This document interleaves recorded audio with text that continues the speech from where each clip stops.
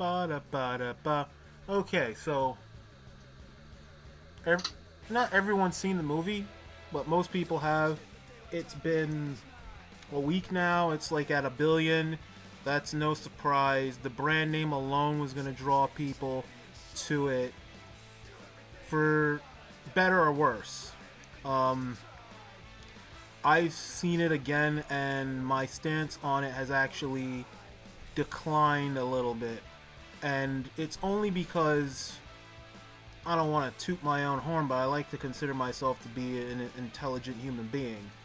And the first time I saw it, I thought, okay, there's a lot of problems, but the relationship between Rey and Finn kind of drew me in, so I didn't pay attention to the other stuff.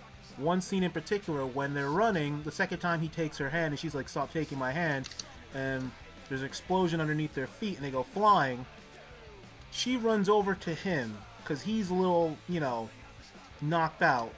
She wakes him up, or she nudges him, and the first thing he does is he like comes to and he's like, are you okay? And then she has this look on her face like, oh my god, I'm going to see if he's okay, because obviously he got the worst of it. And the first thing that he thought to do was inquire about how I'm doing. And I thought that was beautiful, until I realized that I was being manipulated, obviously. Because had Finn been a Middle Eastern man, had he been Japanese, had he been just a regular corn-fed white boy, I probably wouldn't care about the relationship, and I would probably be against it. But Disney's smart, and they knew that they chose their leads correctly, because one, I'm one of the people, or one of those people that like things to be a little off-kilter, so having that interracial relationship actually kind of makes sense, and it would make sense to people who are of, I guess they're millennials. They make sense to that particular group, because more than ever, people are starting to not see color when it comes to dating and things like that. And that's when I said, okay, I'm going to remove myself from this, and I'm going to watch the film for what it is. And I watched the film for what it is, and now I feel a little bit differently. Yeah, it's still entertaining. Yeah, if it were a video game, it would make an excellent video game. I still like that they built sets. I still like that there were practical effects. And obviously there was some bad CG in there, but every film has CG that's just not passable. CG will never be utterly convincing, in my opinion.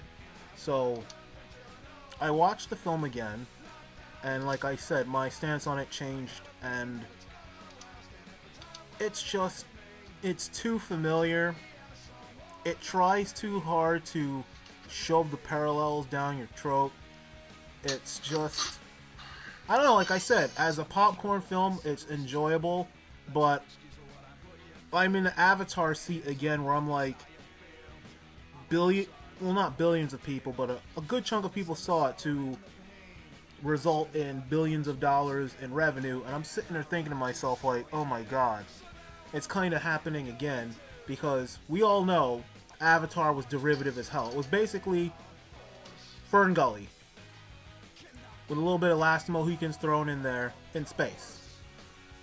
And this one is A New Hope 2.0 in space.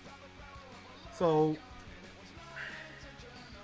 like I said, I mean, it's still a fun film. I just see it's kind of like a person who doesn't know anything about building websites will just see a website and think, oh, that's pretty. But a person that's good at building websites will say, well, I could do that part better, I could do that part better, I could do that part better. When someone is a musician, they hear music differently, because they'll be able to hear the subtle nuances. They'll know, well, that sounds this way, this sounds that way. Especially if you have formal training, it kind of ruins your ability to like stuff that is kind of not traditional and standard. Like, I know a lot of guitar players that just look down their nose at drop D. They think drop D is the worst thing to ever happen in the music ever. There's some people that don't like guitar distortion at all. Like, they get the purists. So, as a person who's a writer, a person who tells stories, it's kind of like I'm watching it, and then I'm thinking to myself, well, everyone else will take that in a certain way because they're not used to telling stories, or they don't know structure and things like that. And me, I'm sitting there thinking, well, they shouldn't have said that, they shouldn't have said that, they shouldn't have said that. But, I mean, it is what it is. The film made a lot of money, so it automatically means that it's good. And it's actually a good film. It's not a great film. It's an okay film as far as ranking it within the existing cadre of films. I mean, how would you rank these films so far? From worst to best, in your opinion?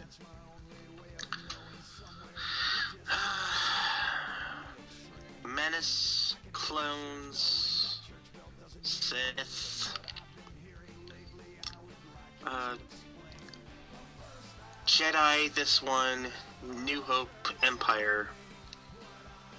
So it's weird because beforehand, when we did a practice podcast a couple weeks before the actual release, you had Jedi being up there as what, your number 2 or number 1? Oh, yeah, my personal favorite, yeah. Yeah, like I said, it is your personal ranking. It's not by whether or not objectively something or technically something is the best. It's like what you prefer as your top ranking. Just because everyone regards Empire as being the best one doesn't mean you have to think it's the best one if you particularly like Return better. That's what I was asking. I was asking how you would personally rank the films in your own set of criteria. That's what I was asking. Don't feel that you're obliged to just choose Empire because everyone loves Empire. Because Empire actually isn't my favorite one out of all of them either. Alright, my personal preference then. The prequels are the same. Then A New Hope, Force Awakens, Empire, Jedi. It's so funny that A New Hope and Force Awakens are like next to each other, because it's kind of like the twins from Harry Potter. Yeah. In the Hogwarts sweaters, it's like the twins from Harry Potter essentially. But I mean, someone actually did a review online, and they were talking about the plot of The Force Awakens, and they were like, well, it's about this rebel who lives on this desert planet and longs to be something more than what they are, but they don't know what they're doing with themselves. There's a droid who has sensitive information on how to turn the tide in a war. The droid is actually sent to desert planet by a member of the rebellion, and the way that they said it, it's like, and then they run into Han Solo and Chewbacca who help out, and it's funny because it's like the same movie. I feel like, again, it's obvious. I'm gonna give this movie a little bit of a pass because it's obvious that Disney, the first time out, wanted to do something very safe. The film felt very safe. They didn't want to hit people in the head really quick with the Finn and Rey relationship. The one thing that might have been a little jarring for people is Han Solo's death, but if you're a true Star Wars fan, you would have known that Harrison Ford was trying to die long before. He went to George Lucas and said, I think Han Solo ran his course as a character, and George Lucas was like, no, you have to live to skeet up in Princess Leia so you can have these twins that are going to be the focal point of the extended universe, which brings us to the topic of this podcast. But I'm going to give my personal ranking myself. So the very worst one is Phantom Menace. Yeah, I think we can both agree on that. But Phantom Menace had one of the best Siths. There are people who actually prefer Maul to Vader. And there are people who make really good cases about his standing in the hierarchy. Because when you think about it, right? If we took The Force Awakens, had it been Finn trying to fight Darth Maul with a lightsaber, Finn would have been dead. It wouldn't even have been a fight. He would have been dead in a matter of seconds. But somehow he was able to hold his own against a guy who was trained by Luke initially, then trained by a Sith Master, probably Plagueis, which is another topic for this podcast that we're doing right now. And he managed to get away alive. Not even dead, alive. Couple nicks here and there, but alive. Which makes Ren look really weak. But that's a topic for another podcast, because I think we should probably do a Sith one. We could rank the Sith. But that'll be something else that we do. You know, to tide us over until the DVD release and Rogue One and...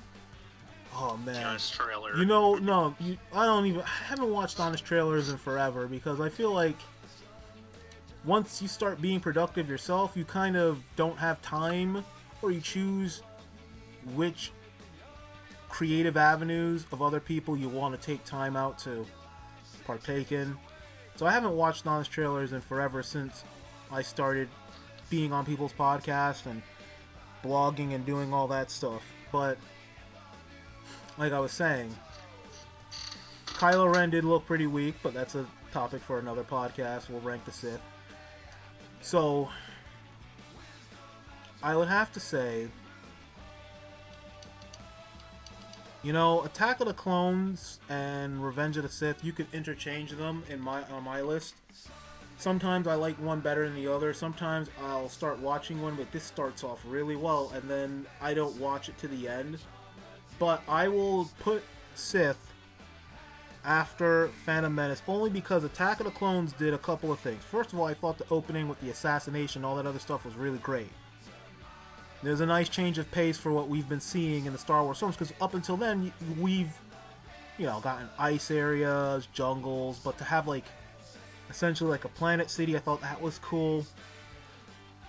And it was a little different. And so, in a sense, I'm gonna put New Hope and Awakens together in my ranking too, just to give you guys a heads up, because I feel like they're the same film, so I can't just say, okay, well, because I can't put it at, because if we're gonna do originality, it goes to the bottom, and then everything else comes after that, and then Jedi would actually come after The Force Awakens, because again, your third act to a conflict is to build the same weapon as before and try it again.